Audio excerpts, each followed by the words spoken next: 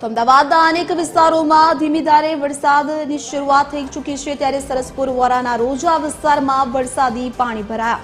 સામાન્ય વરસાદમાં જ રસ્તાઓ તળાવમાં ફેરવાયા છે, તો જાણે રસ્તા ઉપર નદી વહેતી હોય તેવા દ્રશ્યો સર્જાયા।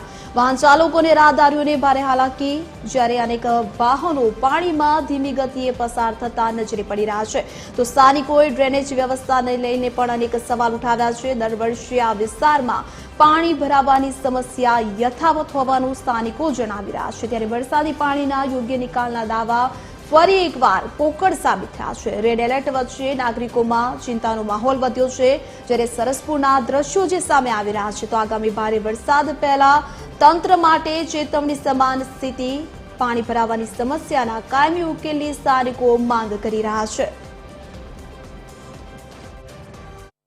અમદાવાદ શહેરની અંદર વરસાદની સાથે સાથે હવે વરસાદી પાણી ભરાઈ જવાની પણ શરૂઆત થવા માંડી છે। અલગ અલગ વિસ્તારોની વાત કરી રહ્યા છે, ત્યારે અમદાવાદ પૂર્વના વોરાના રોજા પાસેના દ્રશ્યો જોઈ શકાય છે કે વોરાના રોજાથી સરસપુર જવાનો જે મુખ્ય માર્ગ છે ત્યાં હાલ વરસાદી પાણી ભરાઈ ગયા છે, જેના કારણે વાહન ચાલકોને પણ અનેક મુશ્કેલીનો સામનો કરીને અવરજવર કરવી પડી રહી છે। જોઈ શકાય છે કે જે બસ આવી તે બસના ફ્રન્ટ પાર્ટમાં પણ જે નંબર પ્લેટ સુધી પાણી ભરાયેલા જોવા મળી રહ્યા હતા। જે રીતે વાહન ચાલકો અહીંયાથી અવરજવર કરી રહ્યા છે, જોઈ શકાય છે કે વરસાદી પાણીનો ભરાવો છે તે નજીવા વરસાદમાં પણ થતો જોવા મળી રહ્યો છે।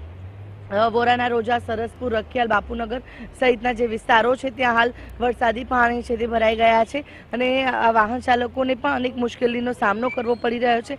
લોકોના વાહનો પણ બંધ થઈ જાય તે પ્રકારની પરિસ્થિતિ જે છે તે અહીંયા જોવા મળી રહી છે। વાહન ચાલકો સાથે પણ વાતચીત કરીશું।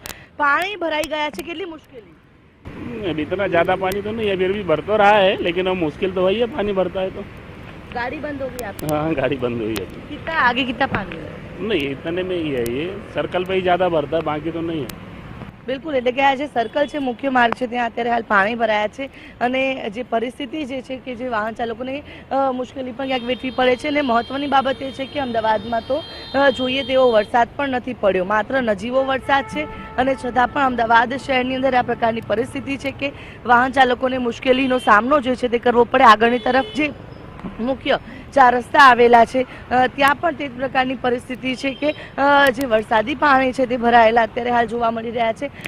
જે તંત્ર દ્વારા, અમદાવાદ મ્યુનિસિપલ કોર્પોરેશન દ્વારા જે લોકેશન ડિટેક્ટ કરીને વરસાદી પાણી ન ભરાય તે માટેના જે પ્રયાસો કરવામાં આવે છે, તેવા દાવા જે કરવામાં આવે છે, પ્રી મોન્સૂન કામગીરીના જે દાવા કરવામાં આવે છે તે ક્યાંક ને ક્યાંક જે નજીવા વરસાદમાં જ ખોટા સાબિત થઈ જાય છે, કારણ કે અમદાવાદમાં વહેલી સવારથી માત્ર ધીમી ધારે જ વરસાદ વરસી રહ્યો છે અને છતાં પણ આ પ્રકારની પરિસ્થિતિ છે કે ઠેર ઠેર વરસાદી પાણી જે છે તે ભરાઈ રહ્યા છે, જેમાં ખાસ કરીને અમદાવાદ પૂર્વની અંદર જ્યારે ધીમી ધારે વરસાદ વરસી રહ્યો છે અને નજીવા વરસાદમાં પણ ઠેર ઠેર વરસાદી પાણી ભરાઈ જવાની જે સમસ્યાઓ છે તે સામે આવી રહી છે, જેમાં બાપુનગર, વોરાના રોજા, સરસપુર, રખિયાલ, નિકોલ જેવા વિસ્તારો છે કે જ્યાં થોડાક જ વરસાદની અંદર વરસાદી પાણી પણ ભરાઈ જવાની જે શરૂઆત છે તે થયેલી જોવા મળી રહી છે। કેમેરા પર્સન નીતિન બગડા સાથે આયુષી યાજ્ઞિક, TV 13 અમદાવાદ।